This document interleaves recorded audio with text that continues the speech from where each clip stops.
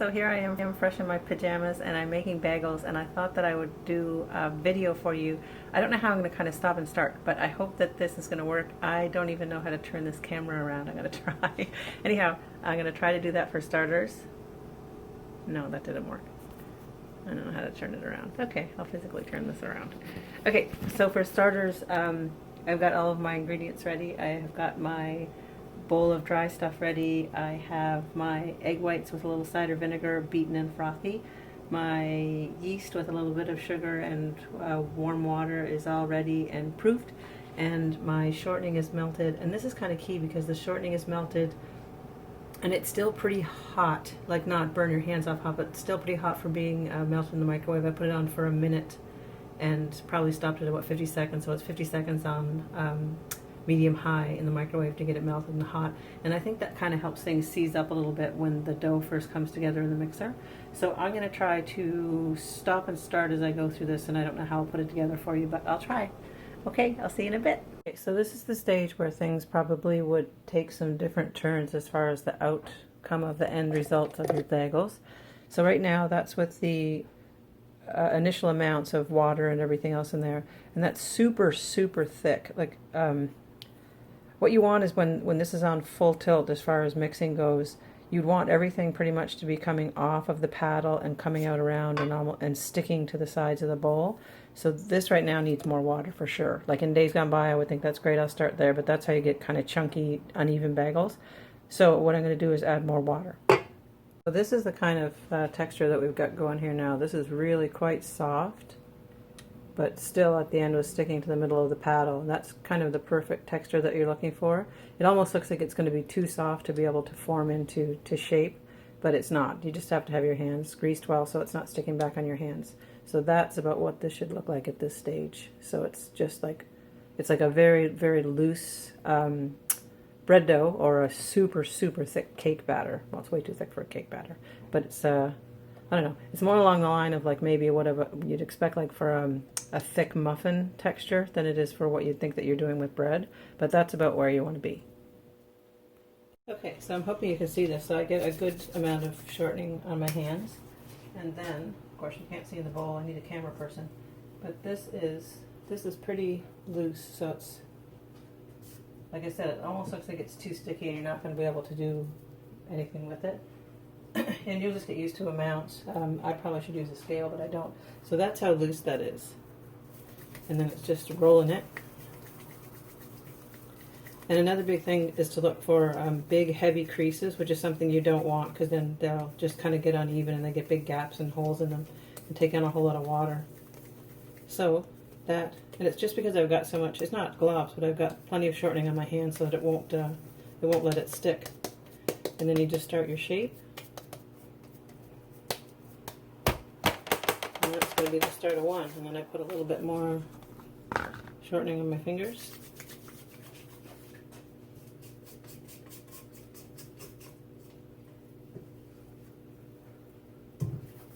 And like I said, you just get used to amounts, what you need, what the feel is. And then usually at the end, after I've got my 8 pieces shaped, if there's anything that's way off for size, I'll just go back and round and pinch off little pieces and reshape if there's something that's way off for size. So that's about the start of what they'll look like. And then of course afterwards, when I get my everything done and down into the rounds and it's looking like it is for shaping, I'm not going to be able to stop and start this because my hands are dirty. So then I just go back in with a little bit more shortening, and I'll go in and I'll go to the center and just give it a little turn to get your hole in the middle.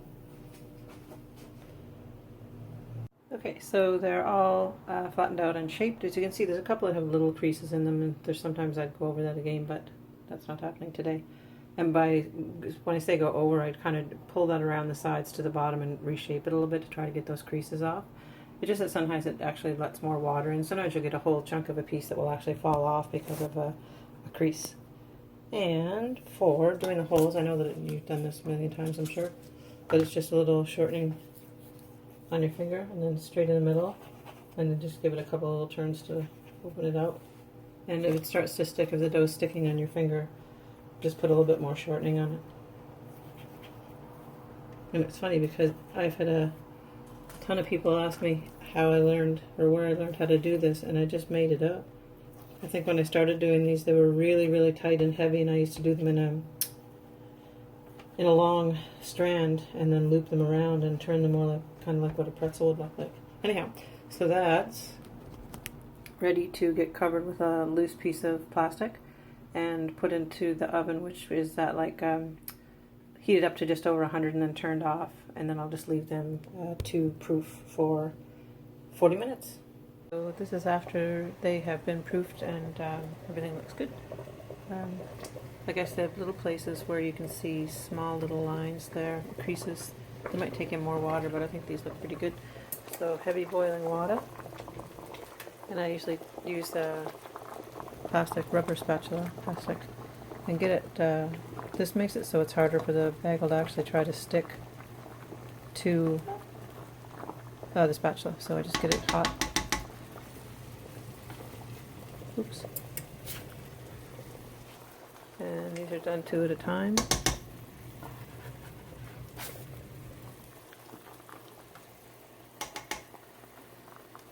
I usually give them about 45 seconds or so on each side before I flip.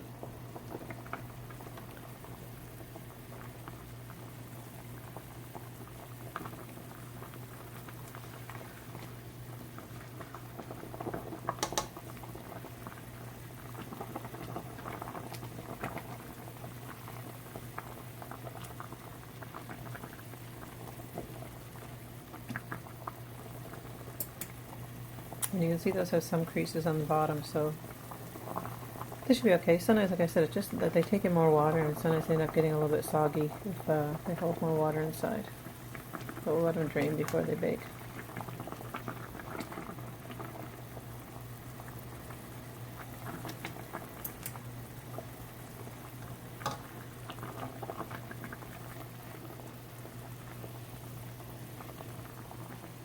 Oops, this is hard to do and watch at the same time. So they have to be flipped upright. And then just moved over onto the rack to drip off while we boil the rest.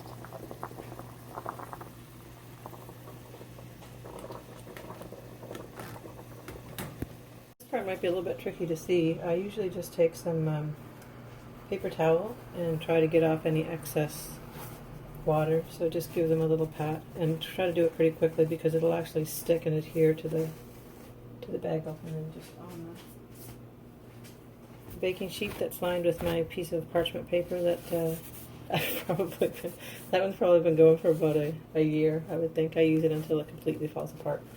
And then as you're finished doing that, then you go into your egg wash, which you have saved. And then just, I usually do this after I finish getting them all on there, but I'm just going to do a couple and then stop this for now. So, and then just lightly brush the top or around the sides with the leftover of the little bit of saved egg white that has a little bit of cider vinegar in it. About 27 minutes later, you get steam.